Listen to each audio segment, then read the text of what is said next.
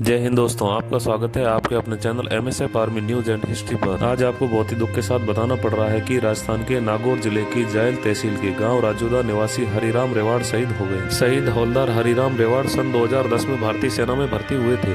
भर्ती होने के बाद army supply core regimental centre में अपनी ट्रेनिंग पूरी की। ट्रेनिंग पूरी करने के बाद पिछले 15 सालों से अलग अलग जगह पर सेवाएं दे रहे थे।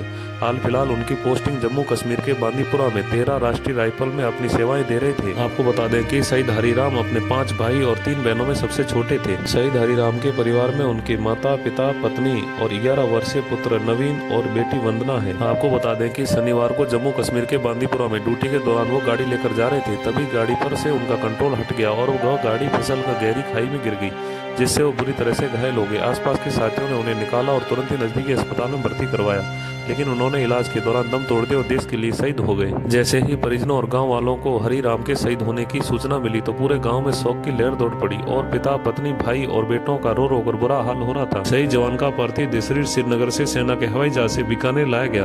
बीकानेर लाने के बाद पार्थिव देह शरीर को फूलों से सजे सैन्य वाहन से पार्थिव देह शरीर को जायला लाया गया। जैसे ही पार्थिव देह शरीर जायला पहुंचा तो आसपास से गाँव से लोगों की भीड़ उमड़ पड़ी और हरिराम अमर रहे के नारे लगाने लगे। आसपास के गांव से आए युवाओं ने जायला गांव से लेकर राजौद गांव तक तिरंगा यात्रा निकाली गई। पार्थिव देह शरीर पैतृक गांव राजौद लाने के बाद पार्थिव देह शरीर को अंतिम दर्शन के लिए आंगन में रखा गया। जैसे ही पार्थिव देह शरीर को देखा तो उनकी पत्नी और मां का रो रो कर बुरा हाल हो रहा था और बार बार बेहोश हो रही थी। अंतिम दर्शन हो जाने के बाद देर शाम ग्राम राजौद में ही अंतिम संस्कार के लिए पार्थिव देह शरीर को रखा गया। उसके बाद शहीद हरिराम रेवाड़ को सैन्य टुकड़ी द्वारा गार्ड ऑफ ऑनर दिया गया और सैन्य सम्मान के साथ उनका अंतिम संस्कार किया गया। जिस तिरंगे में लिपट कर आए थे वह तिरंगा सैन्य अधिकारियों द्वारा 11 वर्षीय पुत्र नवीन को सौंपा गया और बेटे नवीन ने उन्हें मुखाग्नि दी और हमेशा हमेशा के लिए पंचतत्व में विलीन हो गए।